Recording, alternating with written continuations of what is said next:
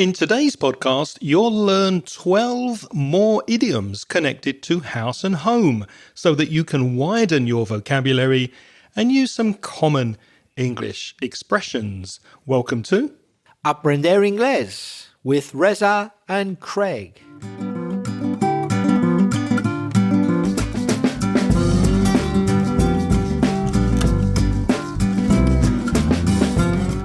Hello and welcome, especially if you're a new listener to the podcast. My name's Craig. My name's Reza. And with more than 50 years of teaching between us, we'll help you improve your English and take it to the next level. How are you, mate? I'm doing well, thanks. What about you? I'm feeling really good and I can't wait to get podcasting with you this week. What's first on the agenda? We've got some written feedback. We've got an email from Rosario. Shall I read it out? Yes, please. She writes, I've just listened to your podcast about used to, be used to, get used to, and always. That was episode 489. So there's a link in the show notes to inglespodcast.com/ then the episode number 489. Here are my examples, writes Rosario. Growing up, I used to meet friends on Sunday morning to go to the disco. Sounds strange, isn't it? But 50 years ago, we used to do it. Just a second, we can help Rosario here. She said, sounds strange, isn't it? So well done for trying a tag question there. Although it's better to say, doesn't it? Because there's that missing do there. It does sound strange, so you need to make it agree, doesn't it? Rosario continues, I also used to play the bandurria in a student music group. What's a bandurria? Do you know? It's similar to a guitar. I think it has 6 double strings, so 12 strings in total. Sounds tricky. Yeah, it's typical, I believe, in Argentina. Okay. And she says, I keep it, but I don't play it since then. I think we can improve that sentence as well. The word since tends to go with the present perfect, Rosario. So it would be better to say, I keep it, but I haven't played it since then. So from the past up to now, haven't played it since then.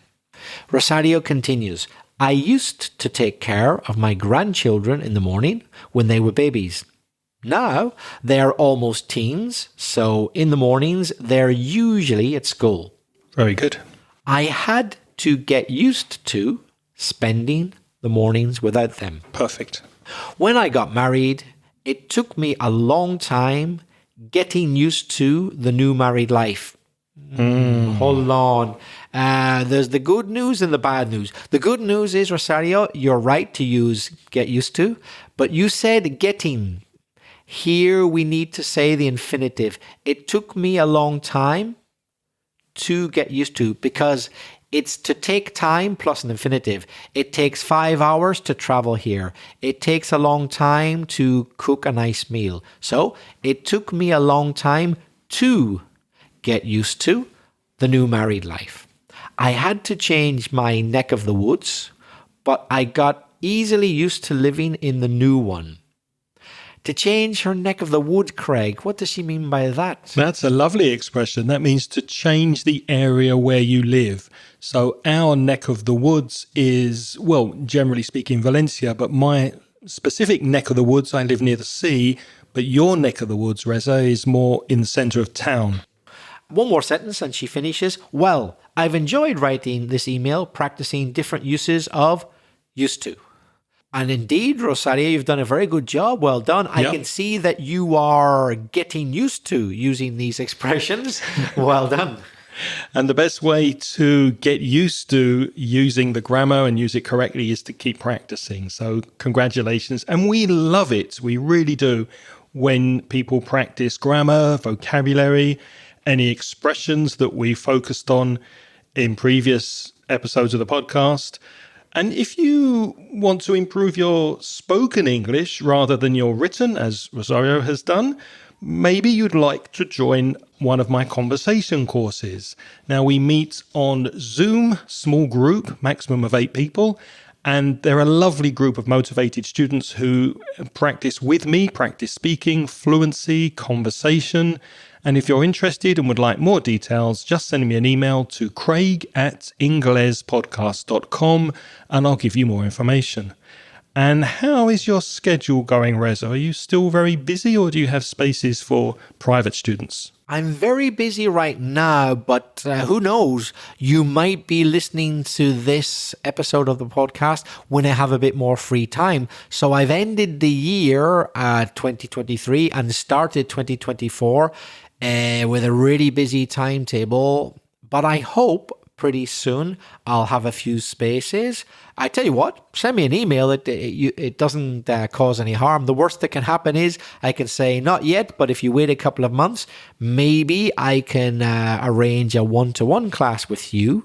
And that way, one-to-one, we can concentrate on exactly what you want to. So you could make the focus speaking, or you could make it grammar, or a bit of both, or listening, whatever you fancy. That's the benefit of a one-to-one class. Send me an email if you're interested. It's belfastreza@gmail.com.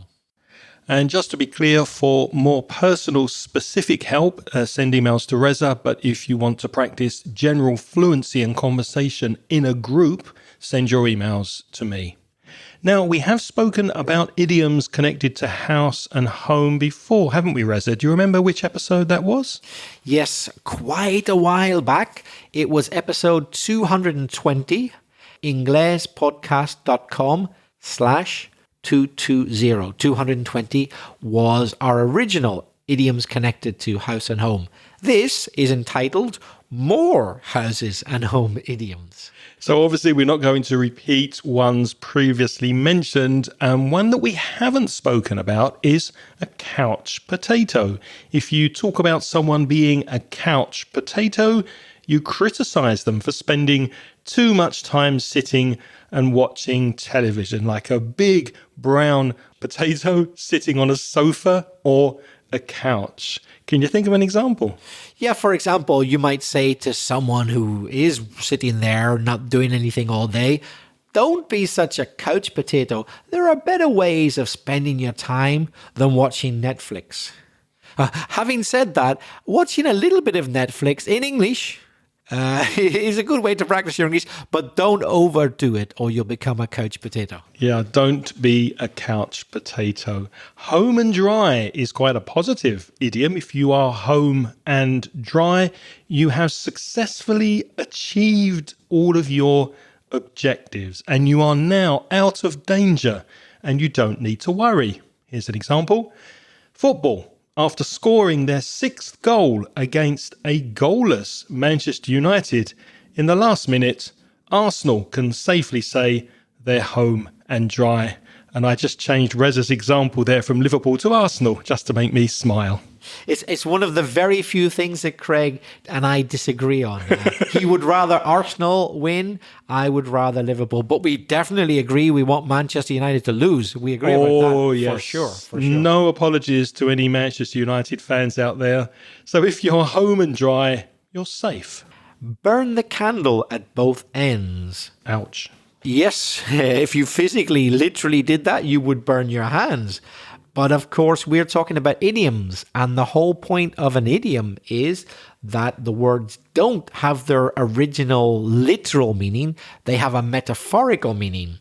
Burning the candle at both ends means that you exhaust yourself by doing too much, especially going to bed late and getting up early so you don't get enough sleep. Yeah. So I guess the origins of that come from the idea that in the past, people's light at home was via candle before electricity was developed. So if you had the candle lit a long time, that meant you were awake all that time.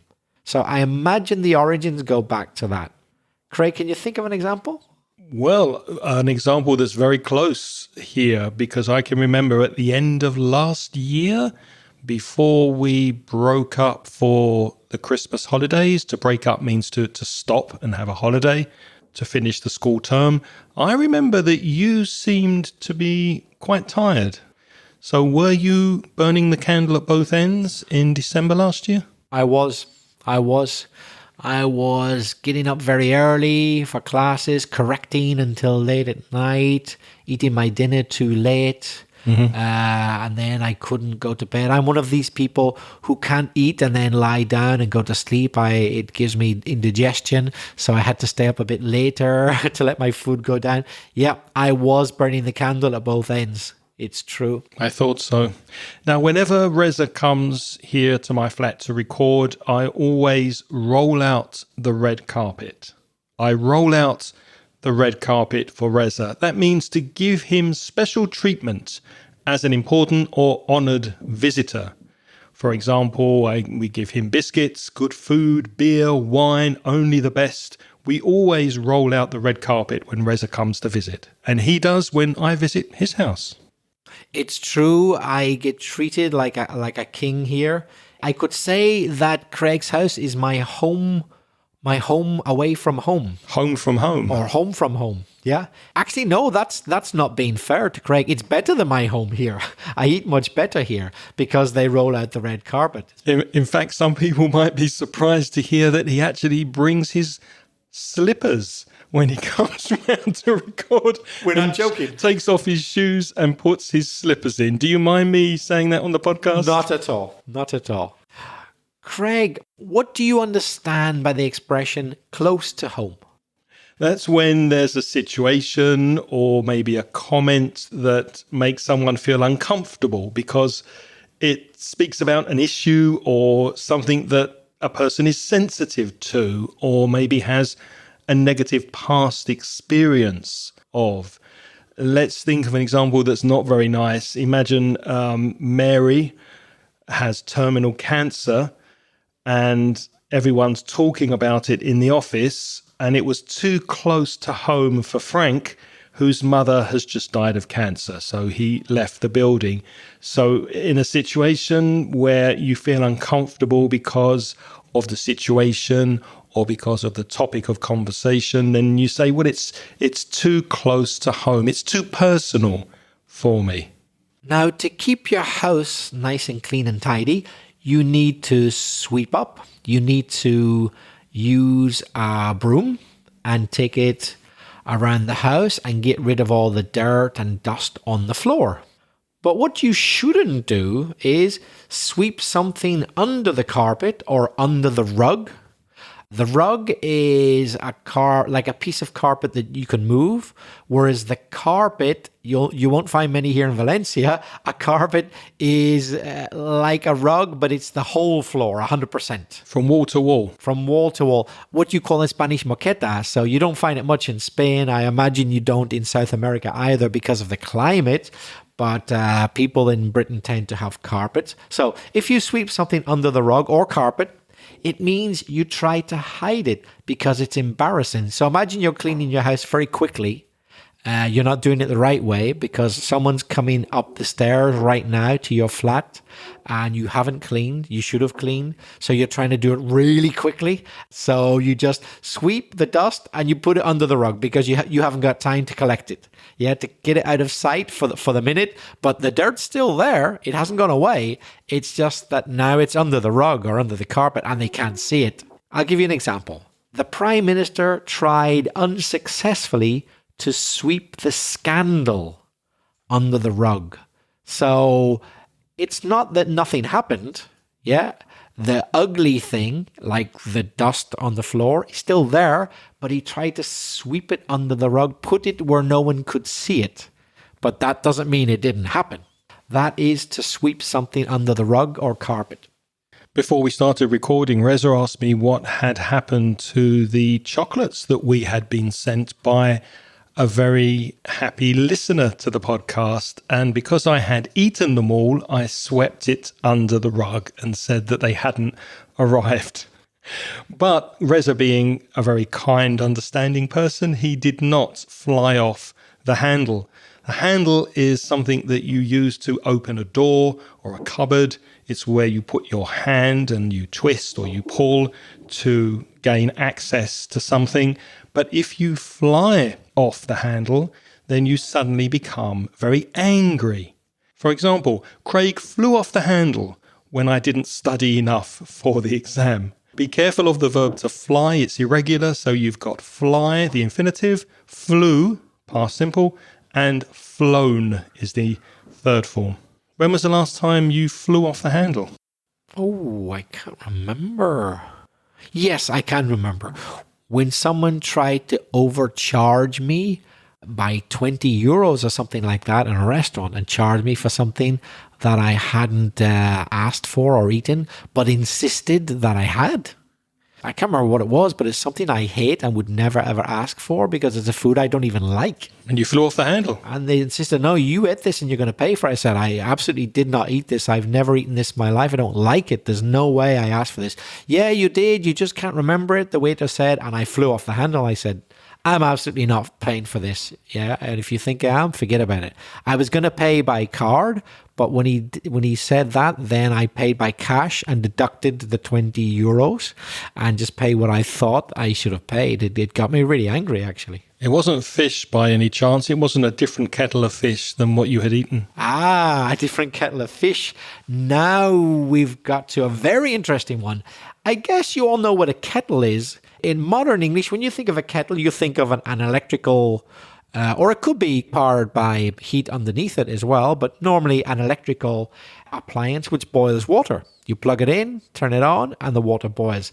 But that's not really what we're thinking about when we talk about a different kettle of fish. It's to describe a person or a thing, or maybe a situation. If it's a different kettle of fish, it's completely different from what has just been mentioned, or it's another matter entirely. I'll demonstrate through an example. It may be fairly easy to get a basic teaching qualification, but finding your first job is a different kettle of fish. So let's not mix the two things. One is the qualification, yeah, no problem, but then the job, now that is a problem. They're not the same thing. The second thing, finding a job, is a different kettle of fish. It's a different matter. It's not the same as training. They're two different things. Don't mix them up.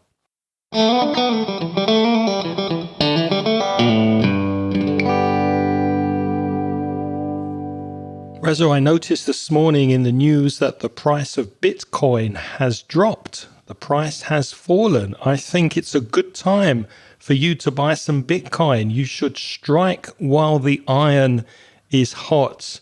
What does that mean, to strike while the iron is hot? And would you buy Bitcoin if the price has dropped? Well, Craig wants me to act immediately. So if you strike while the iron is hot, you do something without delay, because now is the ideal time to do it.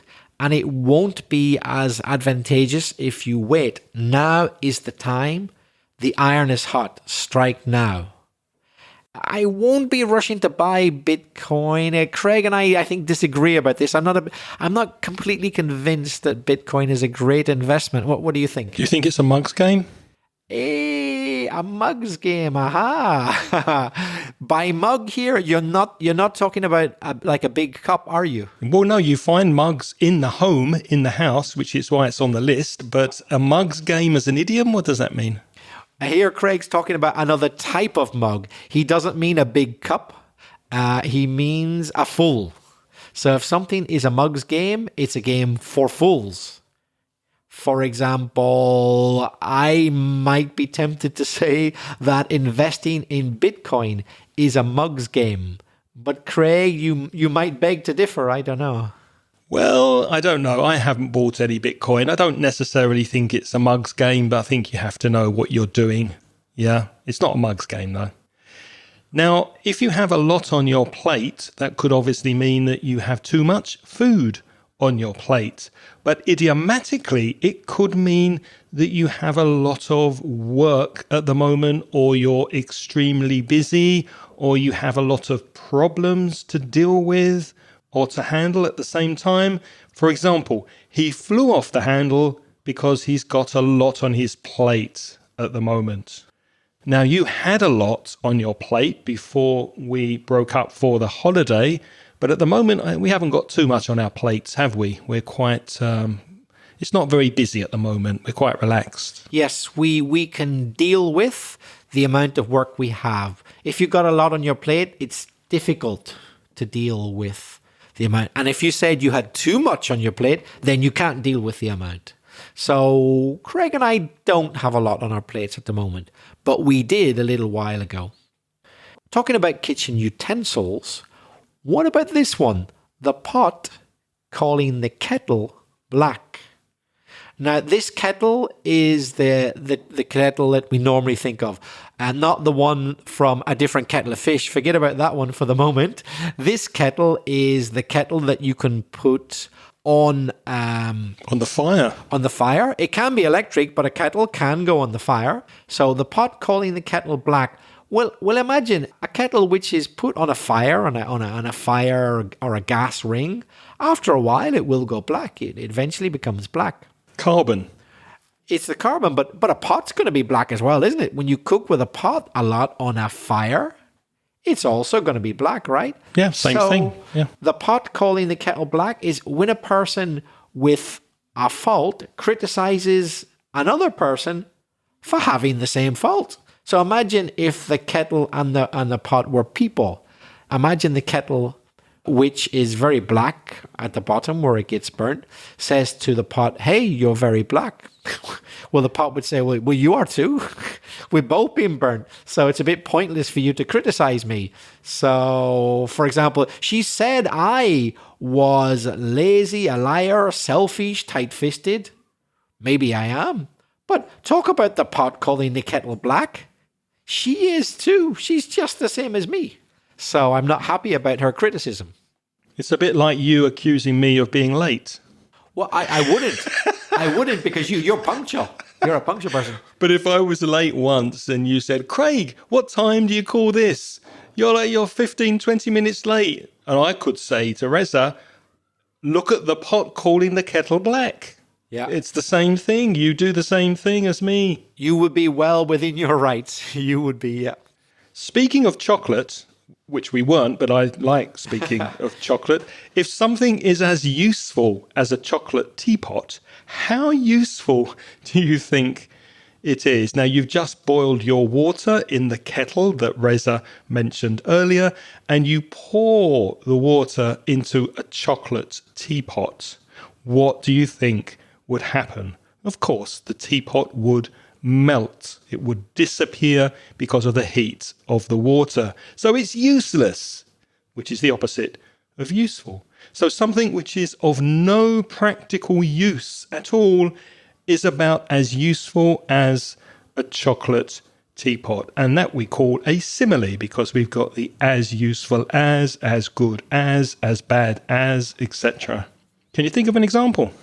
Yeah, for example, when there are no roads in a very remote country area, a car is about as useful as a chocolate teapot. What are you going to do with that car? There are no roads. You can't use it. So yeah, it might be a fantastic car, but you can't do anything with it. It's not practical. It's as useful as a chocolate teapot. There's a variation of this one, which I've been reminded of by talking about driving in cars and that type of thing. As useful as an ashtray on a motorbike. Have you ever heard that one? No, but I like it a lot because it's obviously very windy, so it's not Imagine trying to use an ashtray on a motorbike. What is the point? Are you going to get the ash in the ashtray? I doubt it. Yeah, that's funny. I like that. Now, because I am no longer a spring chicken, which means I'm not young anymore, I have a brain or a memory that's not very good. I forget things. So I could use the idiom to have a brain or a memory like a sieve. S-I-E-V-E, a sieve. Now, what's a sieve? Well, if you bake cakes, for example, you might put flour in a sieve to remove the lumps, and then the flour comes out finer and smoother. So a utensil, a thing that you use in a kitchen with holes that sieves things.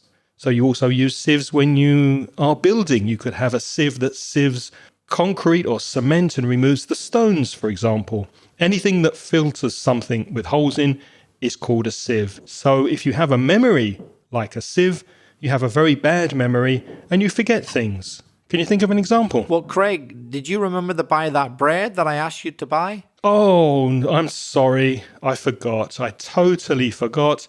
You know, I've got a brain like a sieve these days.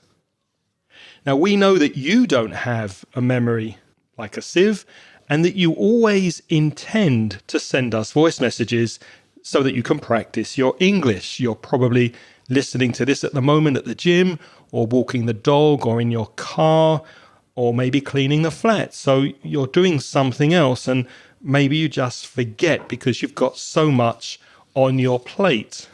But why not take 5 minutes to send us a voice message and practice 2 or 3 of your favorite idioms from today's podcast? How can people do that, Reza? You could send us a voice message by recording yourself on SpeakPipe. Have a look at the show notes. There's a link. It's speakpipe.com/Ingles podcast. And you can record yourself up to 90 seconds. Do bear in mind that there's a cut-off point. That's the minimum, 1.5 minutes. But Craig, what if people want to write? You can send your emails to me, Craig, Craig, at inglespodcast.com, or send your emails to Reza. His address is belfastreza, Reza, at gmail.com. This podcast is sponsored in part by mansioningles.com. Why don't you visit the online store? The address is in the show notes. It's store, S-T-O-R-E, mansioningles.net.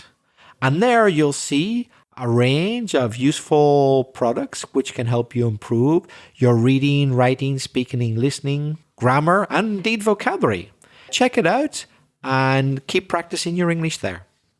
And before we go out the door this week, we'd like to say a huge thank you to all of our lovely Patreon supporters.